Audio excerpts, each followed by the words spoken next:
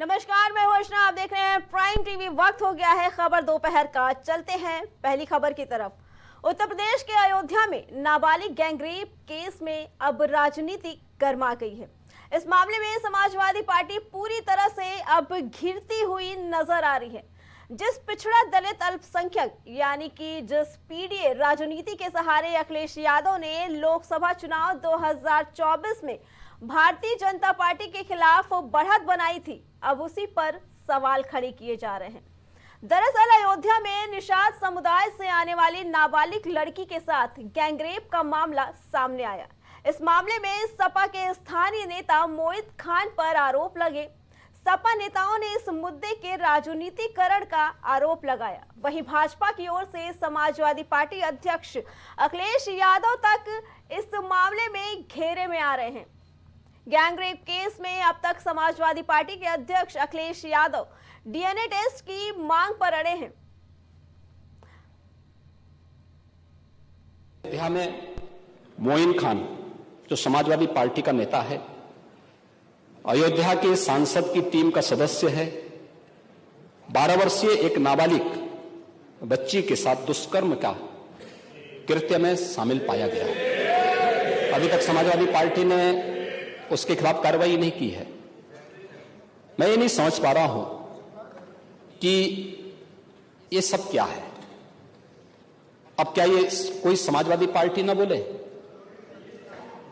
आपका active member है, आपके सांसद के साथ बैठ रहा है, खा रहा है, उनके साथ चल रहा है, लेकिन इस प्रकार के, और यह अति पिछड़ी जाति से जुड़े हुए एक बालिका से जुड़ा हुआ मामला है और इस प्रकार की घटिया हरकत में वह लिप्त है, लेकिन तब भी उसको हल्केपन से उड़ाने का काम यानी हल्केपन से लेने का काम होता है। परिणाम ये हुआ कि भेदभाव कर रहे हैं, और ये भेदभाव इसलिए कर रहे हैं कि इनको हर जगह राजनीति दिखाई दे रही है, वोट दिखाई दे रहा है।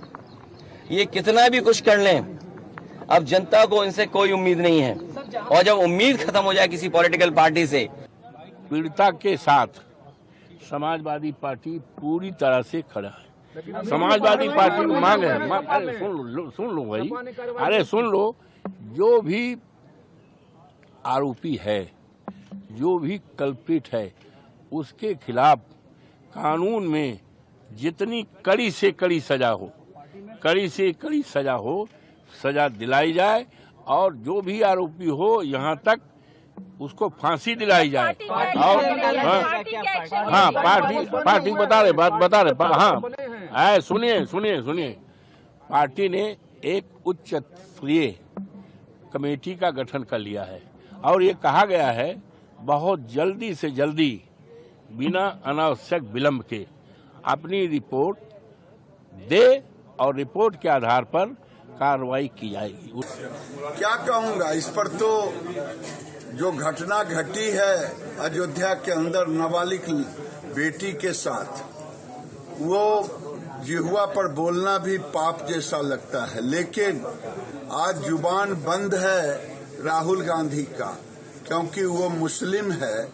इस अयोध्या के नाबालिग लड़की के साथ दुष्कर्म करने वाला, इसलिए राहुल गांधी की जुबान बंद है, अखिलेश यादव का जुबान बंद है, तेजस्वी यादव का जुबान बंद है, सारे टुकड़े टुकड़े गैंग का जुबान बंद है। और जब भारत के सनातन पर चोट करना होता है, ये सब एकजुट होकर के सनातन को तोड़ने में लग जाते हैं।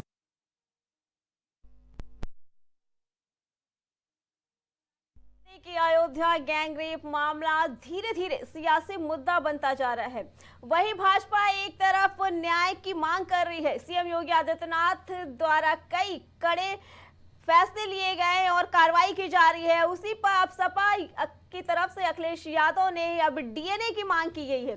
सपा बराबर इस वजह से अब सवाल के घेरे में खड़ी होती जा रही है।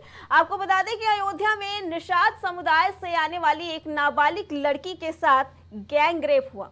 इसमें सपा के नेता शामिल बताए जा रहे हैं। इस मामले का खुलासा खबर 2 महीने पहले की है, लेकिन इस मामले का खुलासा तब हुआ जब वो नाबालिग लड़की गर्भवती होती है। खबर के सामने आते ही सियासी मुद्दा इसको बना लिया जाता है। मासूम को न्याय दिलाने की वजह से मासूम को न्याय दिलाने की जगह सियासी लोग इस पे अपनी सियासत चमका रहे हैं। एक तरफ भाजपा जोरों से इसे चुनावी मुद्दा बनाने में जुटी है, तो दूसरी तरफ सपा भी भाजपा को घेरने के लिए रोज नए नए आरोप लगाती जा रही है। जब सपा ने देखा कि वो घिरती जा रही है तो उसने अब डीएनए जांच की मांग कर दी, लेकिन अभी तक आरोपियों को सजा क्या हो इस पे कोई भी कार्रवाई नहीं हो पा रही है। फिलहाल आपको बता दें कि इस मामले में सपा के स्थानीय नेता मोहित खान का नाम सामने आया था, जिस पर सीएम योगी आदित्यनाथ द्वारा कड़ी कार्रवाई की गई कि बेकरी पे बुलडोजर भी चलाया गया। इसके अलावा आपको बता दें कि सपा नेताओं ने इस मुद्दे के राजनीतिकरण का आरोप भी लगाया है। सपा का कहना है कि भाजपा इसे राजनीतिकरण बना रही है और इसे चुनाव के लिए प्रयोग में लाना चाहती है। बता दें कि आरोप लगाया है। वहीं भाजपा की ओर से समाजवादी पार्टी अखिलेश यादव पर सीधे सीधे इसको लेके आरोप लगाया गया है। इसके लिए कई जगह आपको बता दें कि लखनऊ में इससे संबंधित एक बैनर भी लगाया गया है, जिसमें कुछ समय पहले सपा मुखिया की तरफ से ये बताया गया था कि लड़के हैं गलती कर देते हैं। उसी से संबंधित एक पोस्टर लगाया गया है कि आखिर अखिलेश यादव अब क्या चाहते हैं। जिस पीडीए के दम पर उन्होंने अयोध्या में जीत हासिल की थी, उसी पीडीए की एक लड़की को सपा इंसाफ नहीं दिला पा रही है, क्योंकि शक के घेरे में सपा के ही नेता मौजूद है। सपा मुखिया की तरफ से डीएनए की मांग की जा रही है, लेकिन अभी तक अपने नेता के ऊपर कार्रवाई की किसी भी तरह की कार्रवाई सपा की तरफ से नहीं की गई है। आपको बता दें कि गैंग रेप केस में अब तक समाजवादी पार्टी के अध्यक्ष अखिलेश यादव ने डीएनए टेस्ट की मांग की है और वो डीएनए टेस्ट की मांग पर ही अड़े हैं।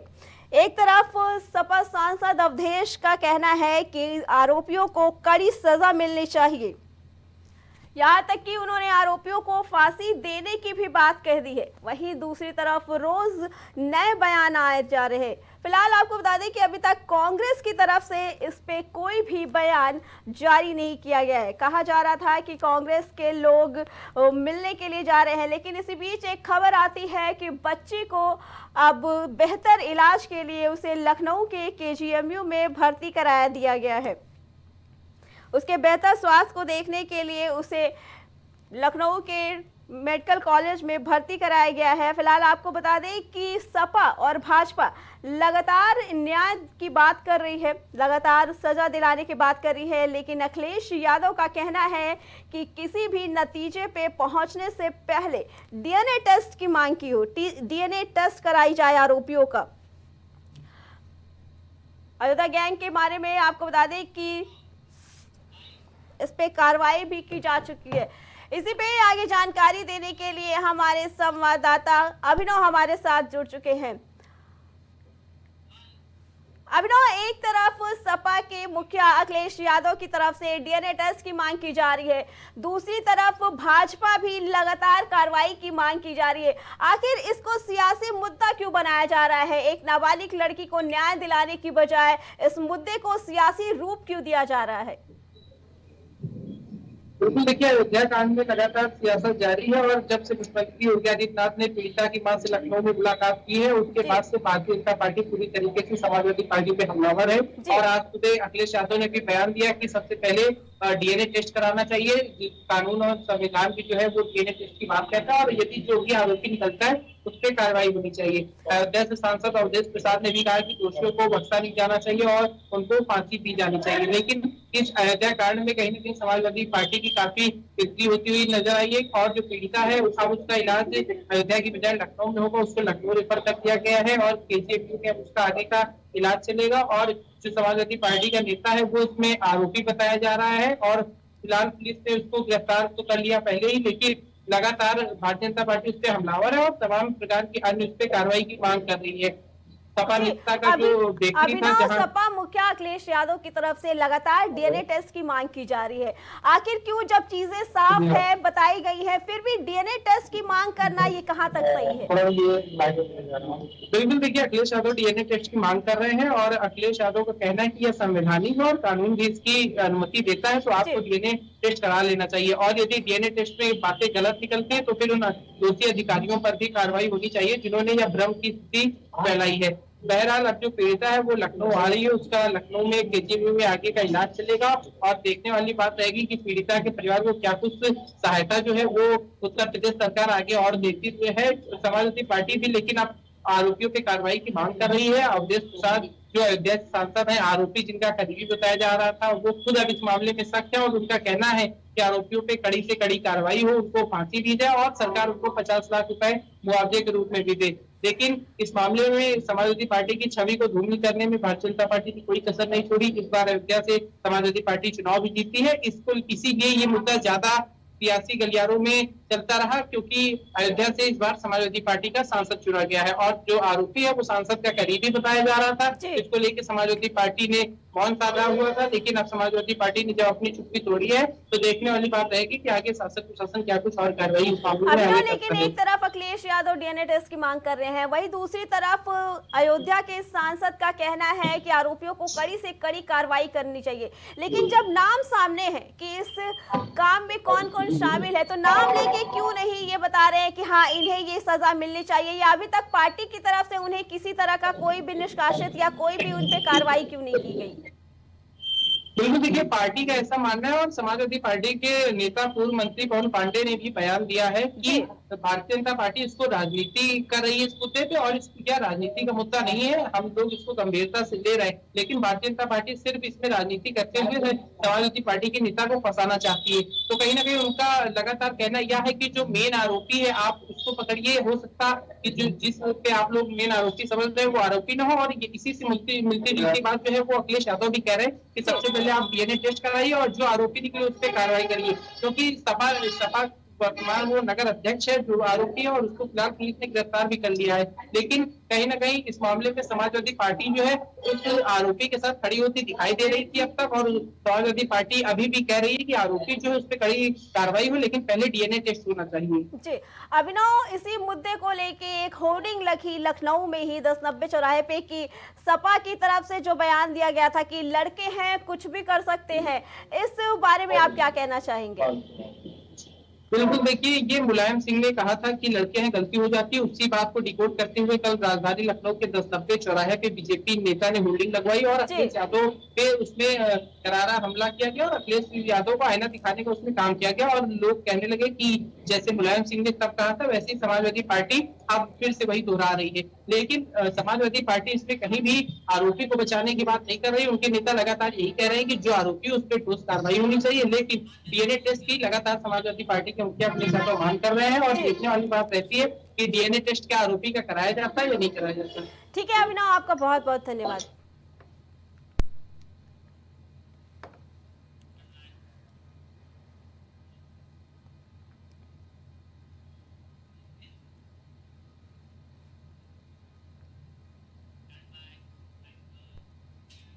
बढ़ते हैं अगली खबर की तरफ। वक्फ बोर्ड में संशोधन वाला बिल अभी संसद में पेश नहीं हुआ, लेकिन उससे पहले लेकर हंगामा मच गया।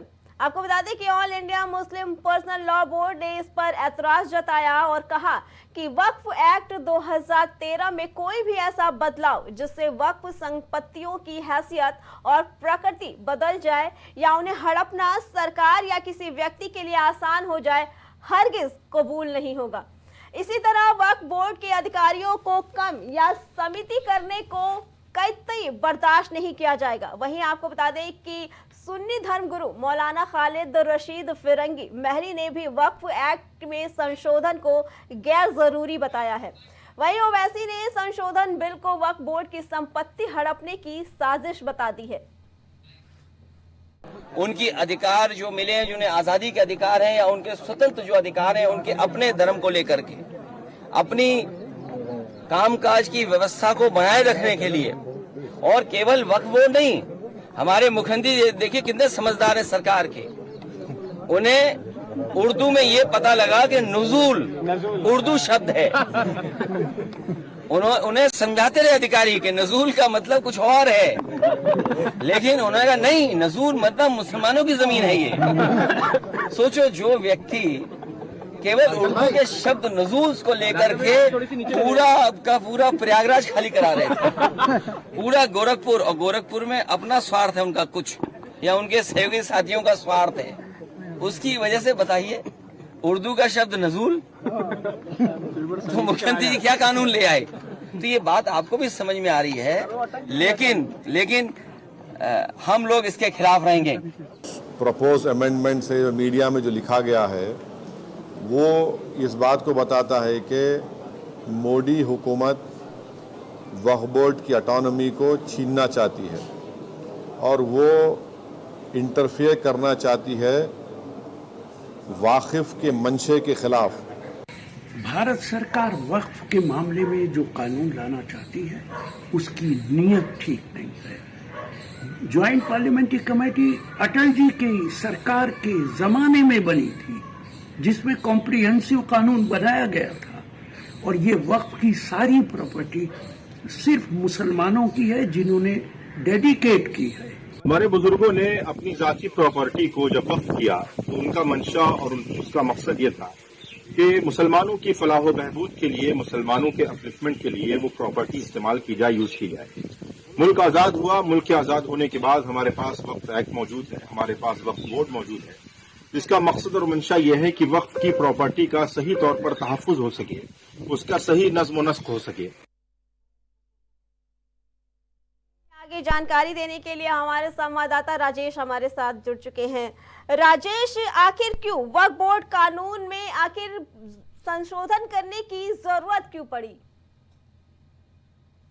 बात करें वक्फ बोर्ड कानून में संशोधन के लिए, जाहिर सी बात है कि 70 साल पुराना कानून था, जिसको लेकर पीएम मोदी ने आज संसद में आज इस कानून को, इसमें लगभग 40 कानून ऐसे हैं जिसमें संशोधन करना था। सबसे बड़ी बात है कि इसमें महिलाओं की भागीदारी देने के लिए प्रधानमंत्री मोदी जो कहीं कहीं देखा जाए तो पहल कर रहे थे कि महिलाओं को इसमें भागीदारी दी जाए, और जितने भी कानून है उसमें हर कानून में 2 महिलाओं को भागीदारी देने के लिए सुनिश्चित कर रहे थे। दूसरी चीज आपको बता दें कि जो वक्फ बोर्ड की संपत्तियां हैं, कहीं कहीं देखा जाए तो 70 सालों से जिनके पास वो संपत्तियां थी वक्फ बोर्ड के पास, तो जाहिर सी बात है कि उनकी संपत्ति कहीं बेनामी संपत्तियां भी थी, कहीं वहीं अगर देखा जाए तो सरकार की जमीन भी ऐसी थी कि जो वक्फ बोर्ड अपने नाम में अपने कब्जे में ले रखा था। तो जाहिर सी बात है कि उनको कम करने के लिए ऐसा पीएम मोदी ने संसद में बिल लाया है। दूसरी चीज आपको बता दें कि किस तरीके से कई मौलानाओं ने कहा कि अब जो है मुस्लिम समुदाय है उनकी जमीनों को सरकार छीन लेगी, लेकिन ऐसी कोई बातें नहीं है, क्योंकि आपको बता दें कि प्रधानमंत्री मोदी महिलाओं को, जो मुस्लिम महिलाएं हैं उनको लेकर उनकी भागीदारी सुनिश्चित करने के लिए एक बिल लाया। भाजपा इस संशोधन में कितने संशोधन करना चाहती है, क्या क्या बदलाव चाहती है इस संशोधन में?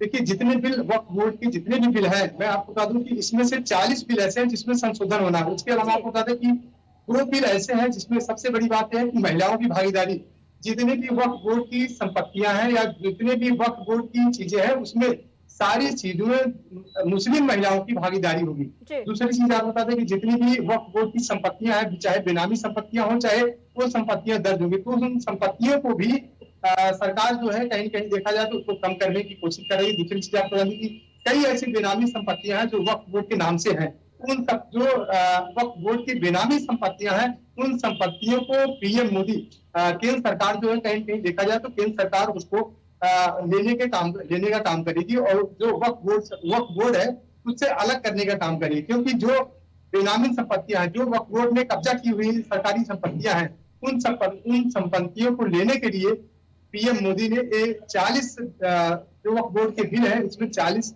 बिलों में संशोधन करने का काम कर रही है। उसमें से महिलाओं का सबसे बड़ा मुद्दा है। राजेश, अभी तक होता था कि वक्फ बोर्ड के जो टीम है वो जो भी फैसले लेती थी उनके फैसले को सुप्रीम कोर्ट भी नहीं बदल सकता था, तो क्या इस मुद्दे में भी बदलाव होगा?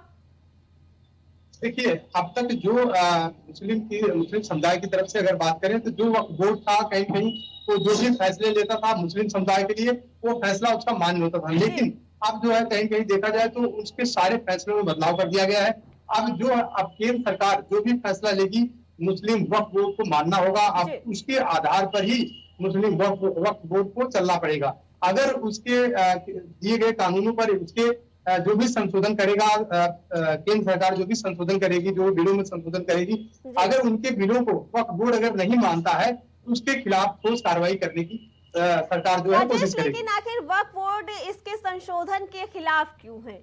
क्यों नहीं चाहता है कि उनकी संपत्तियों की या जो भी चीजें हैं उसकी जानकारी सरकार के पास रहे? देखिए, वक्फ बोर्ड की बात करें अगर तो वक्फ बोर्ड लगातार सरकार के खिलाफ है। सबसे बड़ी बात यह है कि वक्फ बोर्ड ये सोचता है कि अगर कहीं न कहीं अगर बिल लागू हो गए तो जो वक्फ बोर्ड की जमीनें राजेश हैं, जी, इसी जो आपको मुसलमान रोकना चाहेंगे। इस वक्त बड़ी खबर आ रही है, आपको बता दें कि बड़ी खबर आ रही है इस वक्त की, आपको दर्शकों को बता दें कि लखनऊ में गोमती नगर में हुई छेड़छाड़ मामले में एक नई अपडेट आई है। ये बड़ी खबर लखनऊ से कि छेड़छाड़ मामले में मुख्य आरोपी को गिरफ्तार कर लिया गया है। ये बड़ी खबर आपको बता दें कि नाबालिग बताया जा रहा मुख्य आरोपी, लखनऊ में छेड़छाड़ के मामले में मुख्य आरोपी को गिरफ्तार कर लिया गया है। कई दिनों से इस मुख्य आरोपी की तलाश कर रही थी पुलिस, जो अब जाके गिरफ्त में आ गया है। ये बड़ी खबर लखनऊ से आपको बता दें कि गोमती नगर में छेड़छाड़ के मामले में ये बड़ा मामला सामने आया, जहां छेड़छाड़ के मामले में आरोपी को, जो मुख्य आरोपी था, वो गिरफ्तार कर लिया गया है। फिलहाल आपको बता दें कि जो मुख्य आरोपी है वो नाबालिग बताया जा रहा है। छेड़छाड़ के मामले का आरोपी नाबालिग बताया जा रहा था, जिसको पुलिस की कई दिनों से तलाश थी।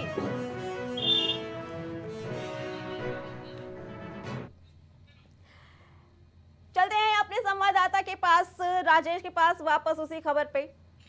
राजेश, क्यों आखिर वक्फ बोर्ड नहीं चाहता है कि उसकी संपत्तियों की जानकारी सरकार के पास रहे, वही बताइए। देखिए, अगर बात करें वक्फ बोर्ड की तो कहीं कहीं देखा जाए जिस तरीके से वक्फ बोर्ड, चाहे वक्फ बोर्ड की चाहे मस्जिदें हों, चाहे उसके मदरसे हों, कहीं कहीं देखा जाए तो वो सरकारी जमीन पर भी कई ज्यादा ऐसे बने हैं। ऐसे कई मदरसे, ऐसे कई सामने घटनाएं आई हैं जिसपे सरकारी जमीनों पर, नजूर की जमीनों पर, ग्राम समाज की जमीनों पर ऐसे मदरसे बने हुए हैं। उसके अलावा जो मस्जिदें हैं ऐसे भी जमीनों पर बनाई गई।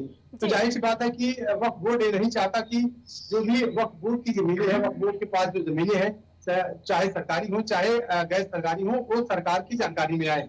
तो जाहिर सी बात है कि इनको रोकने के लिए, और दूसरी चीज आपको ये भी बता दें कि वक्फ बोर्ड ये भी नहीं चाहता कि जो भी वक्फ बोर्ड के नियम है, जो भी कानून है, जो भी शरीयत का कानून है, उस शरीयत के कानून को कहीं कहीं देखा जाए तो उस पर सरकार किसी भी तरीके से टीका टिप्पणी ना करे।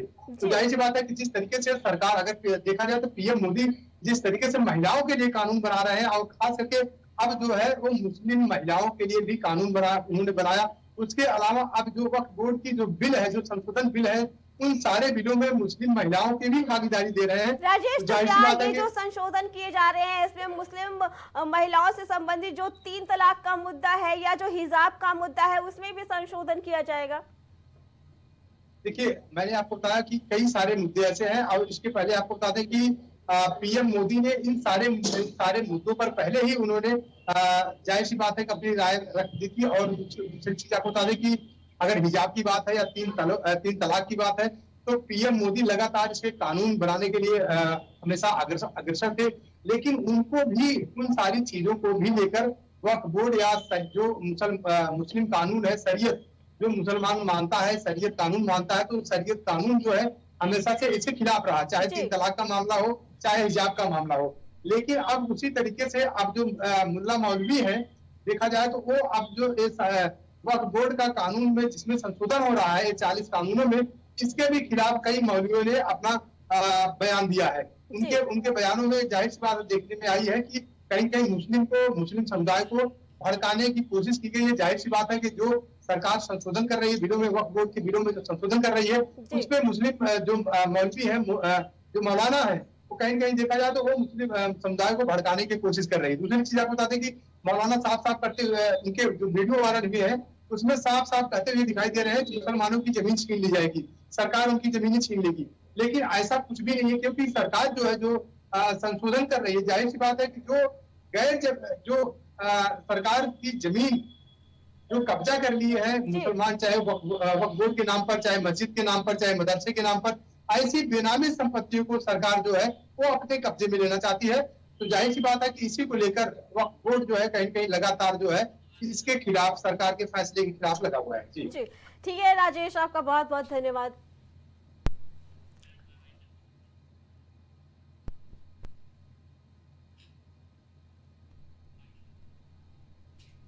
खबर दोपहर में फिलहाल इतना ही। बाकी खबरों के लिए देखते रहें प्राइम टीवी।